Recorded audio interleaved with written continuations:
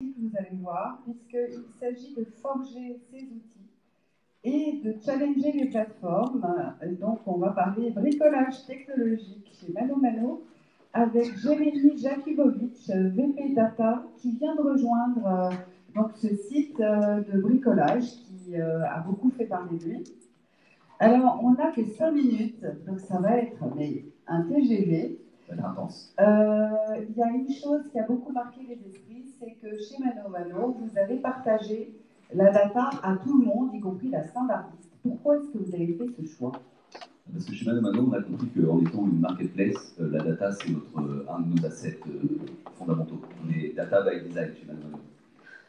Et donc, dans ce contexte-là, si vous voulez, pour nous, la data, c'est comme l'afflux sanguin. On a besoin de le partager parce que c'est comme ça que les muscles ensuite se mettent en mouvement. Si on demande à nos différentes business units d'aller chercher la data dans un endroit centralisé, ça va amener tout un tas de frictions, tout un tas de ralentissements. Et l'ingéniosité étant une de nos valeurs d'entreprise, ça serait un design qui serait pas bon et pas passable à l'échelle, Pascal. Donc, comment on fait quand on arrive chez ManoMano? On passe un examen data. Comment est-ce qu'on arrive à plonger dans la data alors qu'on n'est pas un spécialiste de la data? Alors oui, c'est un point très important. Vous avez raison, on a la chance d'avoir une super équipe data qui, lorsque vous arrivez, va vous permettre de bénéficier de formation et de devenir, pas tout de suite, mais à terme, ce qu'on appelle data ninja.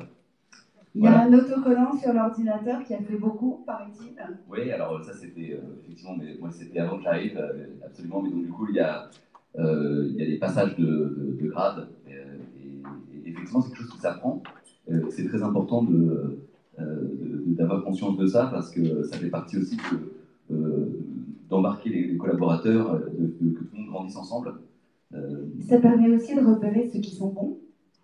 Alors, nous, c'est dans l'autre sens, c'est-à-dire qu'on a des entretiens qui sont très, très compliqués pour rejoindre l'équipe data. On a un super niveau. Non, mais en dehors de l'équipe data, ça permet de regarder ailleurs des gens qui sont très bons aussi. Ça permet de les repérer. Alors, absolument, et puis ça permet d'avoir des échanges et de faire monter tout le monde. Et puis ça permet aussi, par ces échanges, d'avoir une équipe data qui est très consciente des enjeux business, et donc de ne pas avoir des phénomènes de tour d'ivoire où la data, donc la décision est prise en haut et redescend sans qu'on finalement comprenne ni pourquoi ni comment.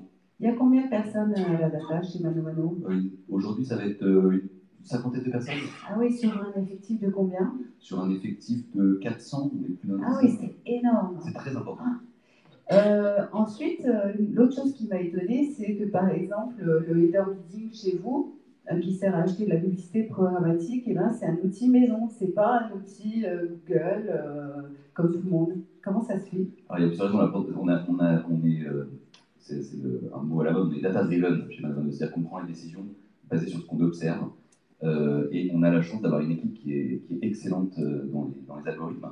Et donc, on a mis en compétition l'algorithme de Google et le nôtre, et on a observé que sur la plateforme française, notre algorithme surpassait largement l'algorithme de Google. On a eu d'ailleurs, ça a été remarqué chez Google, qui nous dit que c'était la première fois qu'ils voyaient ça.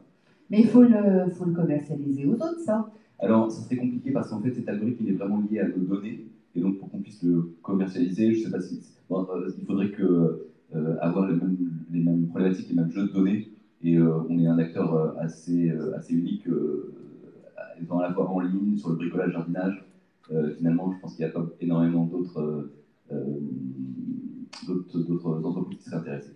Mais finalement, d'avoir cet esprit extrêmement entreprenant, artisan de la data, de faire ses outils soi-même, est-ce que c'est pas la meilleure manière pour recruter des bons profils? C'est très juste et effectivement le fait de continuer à grandir, le fait d'avoir l'occasion d'apprendre au sein de l'équipe data science, au sein des équipes qui font les algorithmes, c'est un levier très important pour continuer, enfin, pour recruter, pour que les gens se sentent bien.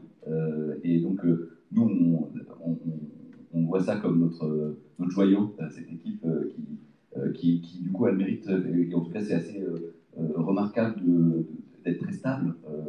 On a des turnovers qui sont en dessous de ce qui existe dans l'industrie. Pourvu que ça dure, j'espère que. Alors, on a le temps pour une question. On a fait même pas nos 5 minutes, c'est formidable. Voilà, on y va.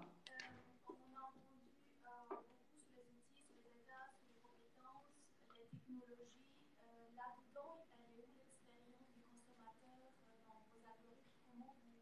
Comment est-ce que vous intégrez l'expérience du consommateur dans vos algorithmes?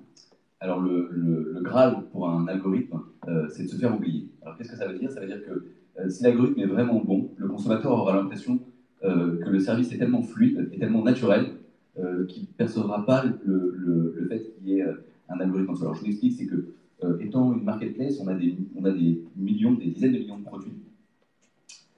Et le fait de guider, de faire l'appariement entre l'offre et la demande, ça nécessite de l'algorithmique assez pointu, parce qu'il faut comprendre les demandes de nos clients sans les avoir en face, sans leur demander ce qu'ils cherchent exactement. Et donc c'est comme ça que l'impact des algorithmes, et qu'on juge l'impact des algorithmes, et si jamais le service rendu au client est bon et fluide, c'est que les algorithmes qui opèrent derrière sont efficaces. Merci beaucoup, Jérémy. On peut l'applaudir, il a quand même rempli un vrai défi. Et on enchaîne avec...